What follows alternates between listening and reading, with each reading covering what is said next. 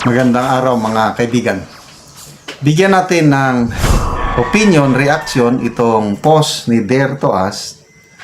Sinare niya ang short video ni Attorney Guanzon na binabatikos niya si Senator Lacson. Bibilib lang kami sa iyo kung patawag mo si Martin Romualdez at sino pa? Sandro Marcos. So, ibig sabihin, walang nakikita ni Attorney Guanzon na magandang patutunguhan ang Blue Ribbon Committee hearing ni Senator Lacson. Ito, pakinggan natin. Senate Blue Ribbon Committee na yan, bibilib lang kami sa iyo, Senator Ping Lacson, kung ipatawag mo, i-require mo under pain of contempt si Martin Luther King Romualdez at si Sandro. Kasi hindi ako naniniwala. Nagawa lang yun ni Saldico na hindi utos ni Romualdez. Lahat ng gawa ni Saldico as appropriations chair, utos ni Martin Luther King Romualdez. Yan ang talagang totoong makapal. Kasi meron pa siyang mga media propaganda ngayon na ang pera daw ng taong bayan na hindi dapat ibulsa. So, excuse me, asawa mo si Eda Romualdez, ginawa mong chair na accounts ng speaker ka. Ano ba ibig sabihin nun? Kuntsa ba kayo? Grabe kayo, walang iya-iya na kayo. Yan, Senate Blue Ribbon Committee na yan. Bibilib lang kami sa iyo, Senator Ping Lacson, kung ipatawag mo, i-require mo under pain of contempt si Martin Luther King Romualdez at si Sandro. Kasi hindi ako naniniwala. Nagawa lang yun ni Saldico na hindi utos ni Romualdez. Lahat ng gawa ni Saldico as appropriations chair, utos ni Martin Luther King Romualdez. Yan ang talagang totoong makapal. Kasi meron pa siyang mga media propaganda ngayon na ang pera daw ng taong bayan na hindi dapat ibulsa. So, excuse me, asawa mo si Eda Romualdez, ginawa mong chair na accounts ng speaker ka. Ano ba ibig sabihin nun? Kuntsa ba kayo? Grabe kayo, walang iya-iya na kayo. Ngayon lang ng... Yan, salamat po, Attorney Rowena Guanzon. Yan din yung nababasa kong mga posts o comments na nakukulangan sila sa ginagawa ni Senator Lacson sa Blue Ribbon.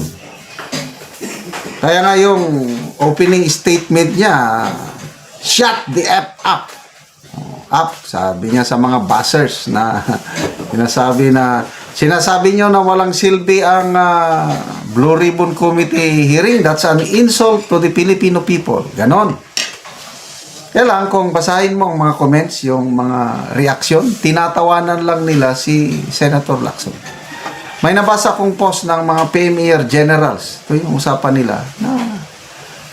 Sabi ng isang retired general, itong si Lacson, may puruhan pa sana ito na maging presidente sa Pilipinas. Kaya lang, parang may pumipigil sa kanyang mga galaw. Ano bang gusto niya? Saan ba siya panig ng which part of history gusto niyang Kasi kung tutuhanin lang ang pag-imbestiga, tapos na sana itong investigasyon. Kailang parang may pinipili lang, hindi pinapatawag. Example, sabi ni Senator Marcoleta, yung mga tauhan ni Saldico, yung Mark Teixay at saka John Paul Estrada, yun yung mga nababanggit ng mga testigo na tumatanggap ng pera, nagdi-deliver. Bakit hindi patawag sa Blue Ribbon? Di ba? So, nasasayangan ako kay Senator Lacson dahil ang ganda yung nasimulan niyang yung advocacy niya sa politika, sa Senado. Anti-corruption siya, mulat sa pool. Hindi siya tumatanggap ng pork barrel, nilalabanan niya yan. Itong pagsimula ng 28th Congress, ang ganda yung dalawang privilege speech niya sa Senado. Yung nag-imbestiga na siya in advance, binubulgar niya yung mga Kaya nga, sino ba yung nagsabi? si Professor Winnie Monso, dating NEDA Secretary. Sabi niya, hindi si PBBM ang nagbulgar niyan. Ang nagbulgar niyan si Senator Lacson. At to me, dagdag ko na lang, si Mayor Magalong. Sila yung mga whistleblower. So nataranta ang administrasyon dahil sasabog na lang, ang presidente, nagsalita na lang siya na mahiya naman kayo, sabi niya sa kanyang sona. So, ang ganda ng simula ni Senator Lacson sa laban sa korupsyon, kailang ito ngayon, nung naging Blue Ribbon Committee chairman siya, maganda ang simula, kailang nung lumabas si Gutesa, nagbago ang ihip ng hangin. Instead na ipurso ang lead doon sa sinasabi ni Gutesa, question pa niya ang background, credibility ni Gutesa. Then bigla siyang nag-resign. And then naantala ang hearing, nawala ng momentum ng Blue Ribbon.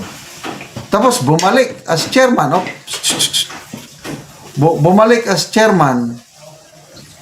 And then ngayon, nagsimula ang hearing, tapos nag-present ng mga testigo na medyo nakukulangan ako sa testigo.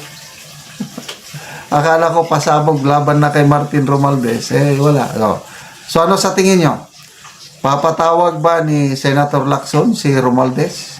Palagay ko hindi. Huwag na tayong umasa. Ang sinasabi lang na ipatawag ko, si Saldico at saka si Orly Gutesa. Na kung hindi sila sisipot, ay i-issuehan na nila ng warrant of arrest. Sige, tingnan natin anong mangyayari. Ano sa tingin nyo? Susulpot ba si Saldico? To me, hindi. Safety na siya doon sa kung saan bansa man siya nagtatago ngayon.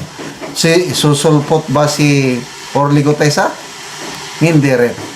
Wala nang interest si Gutesa pagkatapos ng ginawa nila sa kanyang unang pagharap. Instead na suportahan siya, lalo pa siyang nawalan na ng gana si Gutesa. So, may makukulong bang big fish? Wala. Hanggang na lang. Hanggang kay Vizcaya lang. And then ngayon, nakakulong na si ex-senator Revilla. Ang mga sumusunod, pwede si Senator Villanueva, pwede si Senator Jinggoy. Kailang nakakapagtaka, bakit mga senador? Diba ang flood control scam nagsimula sa Kongreso? Wala, hanggang Saldico lang ang kaya nilang kasuhan at ipakulong. Ang iba, wala na, safety na sila.